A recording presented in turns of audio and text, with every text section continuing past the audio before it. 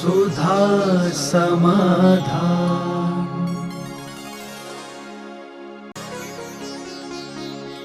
नमोस्तु गुरुदेव। भावलिंगी और द्रव्यलिंगी में क्या अंतर है? भावलिंग और द्रव्यलिंग का तो देखो, द्रव्यलिंग तो 28 मूल गुणात्मक होता है। भावलिंग जो होता है अनंतानुबंधी, अप्रत्याख्यान, प्रत्याख्यान, जिनके उदय में नहीं है, ये तीन कसायन महासंजुलन कसाय उदय में है, वह भावलिंग कहलाता है। भावलिंग हमारे तुम्हारे ज्ञान का विषय नहीं है, वो केवली भगवान ही बता सकते हैं और किसी के ज्ञान का विषय नहीं बनता। दूसरे अवध ज्ञानी गौतम गंधर्वादी अनुमान से बताएंगे, प्रत्यक्ष नहीं बताएंगे। इन कसायों का उदय नहीं है, इसलिए लगता है कि ये भावलिंगी हैं। और मूल रूप से पूज्यवर कुंदकुंद भगवान ने स्पष्ट उल्लेख किया है शुद्ध केवली के संबंध में श्री समय सार जी में, कि जो ज्ञान आत्मा के लिए करता है, आत्मा की तरफ दृष्टि रहती है, आत्म कल्याण की दृष्टि रहती है, आत्मा को शुद्ध बनाने की दृष्टि रहती है, आत्मा को कैसे कर्मों से मुक्त किया जाए, जिसकी 24 घंटे एक ही भाव रहता है कि मैं अपने आत्मा को कर्मों से कैसे मुक्त करें, मैं आत्मा का शुद्ध स्वरूप कैसे प्राप्त करें, ऐसा परिणाम जिनको रहता है वे भाव शुद्ध केवली यानी भावलिंगी है। और द्रव्य शुद्ध के लिए द्रव्यलिंग के अलावा आप जानते हैं 28 मूल गुण निर्दोष पालन करना, ये द्रव्यलिंग कहलाता है। द्रव्यलिंग हमारे लिए पहचान में आता है, भावलिंग को हम स्पष्ट मुनि महाराज खुद स्वयं भावलिंग की घोषणा नहीं कर सकते कि मैं भावलिंगी हूँ, क्योंकि वह गुणस्थान केवली भगवान का गम है। बस इतना कह देंगे वो कि भाई मैं बहिर्मुखी नहीं हूँ, मैं सदा आत्मा का चिंतन करता हूँ, इसलिए मैं भावलिंगी हूँ। लेकिन क्या उन्होंने प्रत्यक्ष देख लिया? नहीं, कोई नहीं देख सकता, ऐसा मानना है। नमोस्तु गुरुदेव। जैन धर्म के सबसे पुराने ग्रंथ कौन कौन से हैं एवं जो मूल ग्रंथ हैं क्या वो अभी कहीं सुरक्षित है?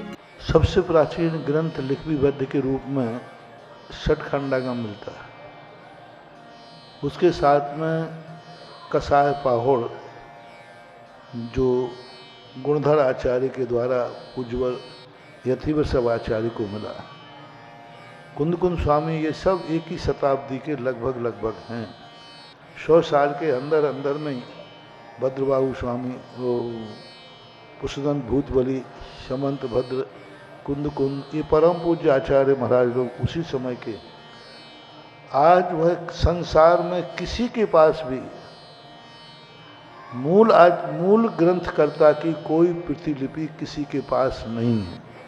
प्राचीन की बात कर रहा हूँ, क्योंकि ताड़पत्र की उम्र 500-600 साल होती है। 500-600 साल के अंदर ताड़पत्र को बदलना ही पड़ता है, अन्यथा वो गल जाता है, समाप्त हो जाता है। तो चाहे किसी भी संप्रदाय के लोग हों, मूल प्रति नहीं है कि वह प्रति आज से 1000 साल 2000 साल पहले लिखी गई थी, उसकी लिपि हुई हैं, पांडुलिपियाँ होती हैं। पहले लोगों को शास्त्रों को लिखवाना बहुत बड़ा धर्म समझते थे। हजारों साल एक अति मुंबई करके महाराज दक्षिण में हुई, उन्होंने 1000 शास्त्रों को लिपिबद्ध कराया था, तो वो पुनः के ताड़पत्र पे आ गई। प्राचीन तो 2000 वर्ष पुरानी कोई मूल प्रति मेरी दृष्टि में तो कहीं है नहीं, क्योंकि इतना उसका पत्ते का समय ही नहीं है कि वो इतने दिन सुरक्षित रह सके। नमोस्तु गुरुदेव। ऊर्जा क्या है? हम सभी श्रावक भगवान की ऊर्जा को कैसे ग्रहण करें? बहुत सरलता से समझा देते हैं। एक दीपक है, दूसरा जलता हुआ दीपक है। इस दीपक ने अपनी कोई ज्योति दी नहीं है, उसने अपनी गर्मी से इसको गर्म किया है। वो ज्योति नहीं गई इसमें, इसको गर्म किया है, तो उसने अपनी ऊर्जा, इसकी ऊर्जा को जागृत कर दिया है। ऐसा ही गर्म पानी, अग्नि पानी में नहीं जाती है, लेकिन पानी गर्म हो जाता है, ऊर्जा देती है। इसी प्रकार भगवान या भगवान की शक्ति हमारे अंदर प्रवेश नहीं करती है। जैसे अग्नि की संगति में पानी स्वयं गर्म हो जाता है, अग्नि की ऊर्जा पा लेता है, ऐसा ही भगवान की संगति से भक्त दूर से ही ऊर्जा पा लेता है और बुझा हुआ दीपक जल जाता है। उनसे कुछ मिलता नहीं है, तो ये सारी चीज़ें ऊर्जा का अर्थ होता है हो रहा। ऊर्जा का अर्थ होता है कि उस ऊर्जा के माध्यम से हमारी ऊर्जा जागृत हो जाना, लेकिन वो ऊर्जा कहीं ना कहीं से हमारे लिए सहयोगी बनती है। नमोस्तु गुरुदेव। गुरुदेव, आपने कहा था कि घर में दीपक से पूजा नहीं करनी चाहिए, तो फिर दीपावली पर घर में अष्टद्रव्यों से दीपक जलाकर पूजा क्यों करते हैं? वहाँ अलग चीज है, वहाँ कोई वो रिद्धि नहीं है, वो भावना है, वो भावना है। और भावना की जो पूजा की जाती है वो दीपक को नहीं जला रहे, आप दीपक जला करके पूजा कर रहे हैं। दीपक जला करके आप पूजा कर रहे हो, वो शगुन है, वो भावना है, वो भगवान की गुणों का उजागरपना है। और यहाँ हम जो अपने गुणों के लिए एक प्रकार से प्रकट करना चाहते हैं, वहाँ तो जिन्होंने प्राप्त कर लिया है उनका गुणानुवाद है, उन्होंने क्या प्राप्त कर लिया उसकी महिमा है। वो पूजा भक्ति के अंतर्गत आती है और ये पूजा उपलब्धि के अंतर्गत आती है। इसमें हम प्राप्त करना चाहते हैं, मैं इस प्राप्ति के लिए मैं ये भक्तांबर का दिव्य, हर भक्तांबर में इच्छाएं हैं, हर भक्तांबर के काम में आपकी इच्छाएं छुपी हैं। आप संकट के लिए दूर करने के लिए, कभी अग्नि के कभी सांप के, इच्छाओं को दूर करने के लिए यह दीपक जलाया जा रहा है। और यहाँ में हम भगवान की 64 रिद्धियाँ पढ़ते हैं, 48, उनमें उन रिद्धियों को प्राप्ति के लिए भी कर रहे हैं। और वहाँ जो दीपक जल रहे हैं वो भगवान ने जो प्रकट किया है उसकी महिमा बताने के लिए कर रहे हैं हम। तो जब उपासना रूप में महिमा बताई जाती है वो चीज़ अलग है और ये चीज़ अलग है। नमोस्तु गुरुदेव। गुरुदेव, हम भी आपके गुणों को अपने अंदर प्रकट कर सके, इसके लिए हमें मार्गदर्शन देने की कृपा करें। तुम डिग्रियों के लिए जितना पढ़ते हो ना, उससे 100 गुना मैंने पढ़ा है। तुम मात्र परीक्षा के लिए पढ़ते हो, तुम डिग्री के लिए पढ़ते हो, और हमने पढ़ा है तो हमें डिग्री की जरूरत ही नहीं। तुमसे 100 गुना पढ़ा है। तुम मात्र परीक्षा के लिए पढ़ते हो, और मैं जब कोई चीज़ पढ़ता हूँ तो जन्म जन्मांतरों के लिए पढ़ता हूँ। जो मैंने पढ़ा है इसी भाव में ख़त्म नहीं हो जाए, केवल ज्ञान प्राप्त करे। जो मैं पढ़ रहा हूँ केवल ज्ञान प्राप्त करा के ही हमारा ज्ञान खत्म हो। मैं जो चर्या पालन कर रहा हूँ, कब तक? जब तक मैं सिद्ध परमेष्ठी न बनूँ ये सारी चर्या करती नहीं। मेरी कोई परीक्षा के लिए नहीं है। मैंने आज तक कभी प्रवचन के लिए कोई पढ़ाई नहीं की, कभी भी आज तक मैंने एक शब्द भी नहीं जोड़ा चलो आज कल प्रवचन करना है कुछ देख लूँ। प्रवचन के लिए पढ़ा नहीं है। तुम्हारे लिए मैं कभी पढ़ता नहीं हूँ, पढ़ाने के लिए कभी पढ़ता नहीं हूँ। जो कुछ पढ़ा है मैंने पढ़ने के लिए पढ़ा है। अब तुम बीच में आ जाते तो पढ़ा देता हूँ, कोई डिग्री थोड़ी है। बीएड करने की जरूरत नहीं, जो पढ़ाने के लिए बीएड की जाती है, पढ़ने के लिए कोई बीएड नहीं की जाती। दूसरे के केस सुलझाने के लिए एलएलबी की जाती है। मैं दूसरे के सुलझाता नहीं हूँ और मेरा कोई केस नहीं, दूसरे के सुलझाना नहीं, अपना कोई केस नहीं, कोई अपराध करना नहीं। सबसे बड़ी आप लोग किताब को देखिए, आप जो किताब पढ़ते, हमने बड़े बड़े इंजीनियर और डॉक्टरों से पूछा कि आप इतने अच्छे इंजीनियर डॉक्टर कैसे बन गए? बोले महाराज पढ़ाई की है, किताबों से पढ़ाई की है। हम कहे जिन किताबों ने आपको यहाँ तक पहुँचाया वो किताबें कहाँ हैं? जिन किताबों को पढ़कर आप डॉक्टर बने, इंजीनियर बने, वो किताबें कहाँ हैं? यहाँ भी बैठे होंगे बहुत सारे, कहाँ है वो किताबें?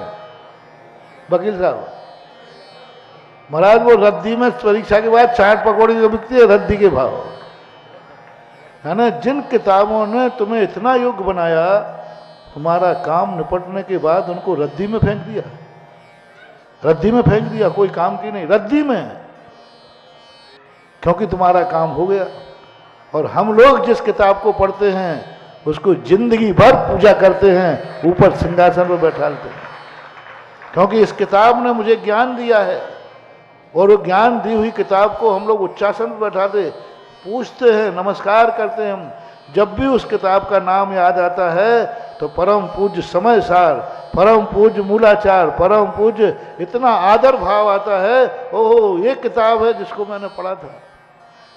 और तुम्हारा क्या है? यूज एंड थ्रू, डिग्री मिली और किताब रद्दी में गई। हमारा एक भी साथ जितने मैंने पढ़े हैं, एक भी मैंने रद्दी में नहीं बेचा, रद्दी में नहीं किया, बल्कि उसको उच्चासन पर विराजमान किया। सबसे बड़ा फर्क ये पड़ता है, जिसने तुम्हारे ऊपर उपकार किया, जिससे तुमने पढ़ा, उसके बाद तुमने उसको क्या दिया, उसको क्या सिंहासन मिला, क्या कीमत है उस किताब की।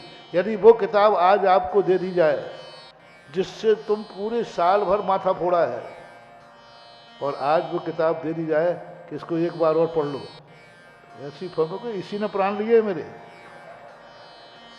यदि कह दिया इसको एक बार और पढ़ो, आपने पढ़ा था, अरे आप क्या हालत करोगे उस किताब की, बहुत बुरे भाव करोगे। और जिस किताब को, शास्त्र को मैंने पढ़ा है, वो शास्त्र यदि मुझे पूरा मिल जाए तो सबसे पहले तो मैं इसको नमस्कार करूंगा और एक बार पुनः पढ़ने के लिए भाव बनाऊंगा। ये है ज्ञान का स्थायित्व करने का तरीका। नमोस्तु गुरुदेव, मेरे पिताजी का पंचकल्याणक के बाद निधन हो गया और 13 दिन तक मेरे घर में पीले चीटे पड़ते रहे। उनकी क्या गति होगी, कृपया समाधान करें। गति तो देखो अपने परिणामों के ऊपर आश्रित है, किस भाव से किया, किस सेवा से किया, ये सब है। चाहे वो वृत्ति हो, चाहे मुनि हो, चाहे आप लोग हो, ये सेवा करने के समय आपका भाव क्या था, सेवा करने के लिए आपके प्रति परिणाम क्या था, और सेवा के बदले आपने क्या चाहा, इसके ऊपर है। कई लोग सेवा करते हैं और चाहते हैं कि मेरी ख्याति बढ़े, सेवा करते हैं इसलिए चाहते हैं कि मेरे लिए कोई नाम मिले, इज्जत मिले, इसके लिए सेवा करते। कोई लोग वेतन के लिए सेवा करते, कोई पैसा चाहते हैं, वेतन मिलेगा, सेवा करेंगे तो वेतन मिलेगा। पुजारी करता है, मैनेजर करता है, इनकी सेवा सेवा में काउंट नहीं होगी, क्योंकि ये आजीविका के लिए सेवा कर रहे हैं। इसी प्रकार कोई ख्याति लाभ के लिए पूजा कर रहा है, कोई पद प्रतिष्ठा के लिए पूजा कर रहा है, कोई कहता है कि मैं यहाँ पर पदाधिकारी बन जाऊँगा तो मेरी इज्जत बढ़ जाएगी, इस अपेक्षा से सेवा, तो इनको कुछ नहीं मिलता। कई लोग आभार मानने के लिए सेवा करते, हमने पंचकर्णाक में सेवा की, किसी ने हमारा आभार ही नहीं माना, तो ये सब कोई फल नहीं होते। सेवा बहुत अच्छी की, मेहनत की, एक मजदूर बहुत अच्छी मेहनत करता है, लेकिन उसकी दृष्टि आजीविका पे होती है, वेतन पे होती है, ड्यूटी देता है, लेकिन उसकी दृष्टि किस पर है ये देखा जाता है। तो इसलिए इन सब चीज़ों पर तो आपके भाव देखे जाते हैं। पद लिए नहीं जाते हैं, पद दिए जाते हैं, वो काम करता है। कोई पदों पर, आजकल तो पदों पर बैठने के लिए लोग मर रहे हैं, पता नहीं क्या हो गया है। राजनीति में तो ठीक है, धर्म नीति में भी अभी देवगढ़ सिरोंजे की चर्चाएं हैं, गरम बाजार है, जम की चिंता मत करना, मैं कान हमारे यहीं रहते हैं नीचे ही, हम ऊपर बैठते जरूर है। बड़ा गरम बाजार है, हर व्यक्ति समझ रहा है हमारा अध्यक्ष कौन बने, ये बने, वो बने। और कल से तो बाजार इतना ज्यादा गरम हो गया, परसों से हो गया था, महामहिम आए तब गरम हुआ। फिर कल 2 ऐसे कार्टून सामने आए जिन्होंने तो इतना गर्म कर दिया कि अब तो पता नहीं ब्रह्मांड, समझ गया दोनों को, समझ चर्चा बन गई। इसलिए महारथी कह दो महारथी ऐसे आए, कौन कौन मालूम आपको, अनिल अंचर और अक्षय टुडू। अरे फिर तो खलबली मच गई, खोल खोल खोल खोल, ना सब क्या समझ रखा है, इन तीर्थ क्षेत्रों को मजाक समझ रखा है। पदों की इतनी भूख, इतनी लालसा, कुछ नहीं मिलने वाला, कितनी भी सेवाएं कर लो, पीढ़ी दर पीढ़ी सेवाएं कर लो, कुछ नहीं मिलने वाला, सब बर्बाद होने के समय। पदों के प्रति इतना लालच होता है, और पद पे बैठने के बाद समय देना नहीं, काम करना नहीं, अपने जेब में रख लेना, काम करना नहीं, सेवा देना नहीं, अपने समय देना नहीं। छेद बर्बाद होवे तो हो जावे छेद। और ऐसे छेद महानुभाव में बहुत अपने दुश्मन भी है, यदि तुम सेवा नहीं दे सकते हो, तुम काम नहीं कर सकते हो, और जितना जहाँ पर है उससे कई गुना आगे बढ़ाने का संकल्प हो, तो आगे आना। ये पद दीपक के समान है, यदि क्षेत्र को विकास कर दिया तो प्रकाश दे देगा, नहीं तो ये पद तुम्हें जला करके भस्म कर देंगे, ये ध्यान रखना। जितने पद हैं संस्थाओं के, धार्मिक संस्थाओं के, मंदिरों के, तीर्थ क्षेत्रों के, पंचायतों के, जितने भी हैं, इन पदों पर बहुत ईमानदारी से बैठना, सब कुछ घर भूल जाना। इन पदों पर बैठने के पहले एक सौगंध करना, यदि घर में मेरे पिता की अर्थी पड़ी है और जिस संस्था का मैं पदाधिकारी हूँ वहाँ मीटिंग में जाना है, तो अर्थी बाद में उठेगी, पहले हम क्षेत्र के लिए जाएंगे। इतनी औकात हो, अर्थी रखी है और उसी समय क्षेत्र पे जरूरत आ गई, उस क्षेत्र के तुम पदाधिकारी हो। अब फैसला करना है, पिता की अर्थी है और किसी की नहीं। उधर क्षेत्र के लिए तुम्हारे लिए बुलावा आ गया है, तो वो व्यक्ति सफल होगा जो कहे आरती 2 घंटे बाद जाएगी, पहले मैं जिस संस्था का पदाधिकारी हूं उसमें पहले जाऊंगा। मैं है इतनी औकात किसी में? अर्थी रखी रह जाए और संस्था महत्वपूर्ण हो जाए। ऐसे लोग पदों पर बैठे हैं तो उसका भी उत्थान होगा और तीर्थ का भी उत्थान होगा। गरम चौराहे गरम हो रहे हैं, अरे मजा। और ललितपुर तो वैसे ही चुनाव में माहिर रहा है। नमोस्तु गुरुदेव।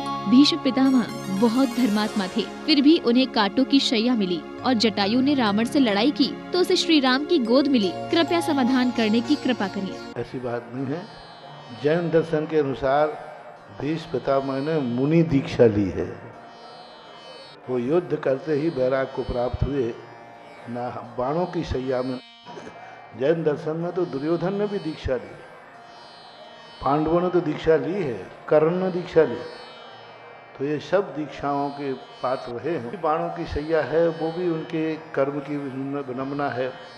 जब कर्म करते हैं तो कर्म अच्छा, महान आदमी और छोटा आदमी नहीं देखता। कर्म अग्नि के समान है, जो हाथ डालता है उसको जलाता है। जटायु पक्ष की अपेक्षा जैन दर्शन में रत्न जटी नाम का एक विद्याधर था, राजा था। वो रावण को इस प्रकार क्रिया करते देखकर सीता जी को ले जाता, तो उसने रावण से युद्ध किया।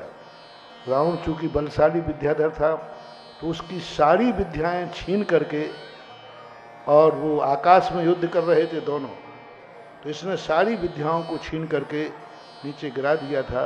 तो रत्न जड़ी विद्याधर था। जैन दर्शन के अनुसार वो ऐसा मानना चाहिए। दोनों अंतर में है, वहाँ पक्षी था जटायु और यहाँ रत्न जटी नाम का विद्याधर था।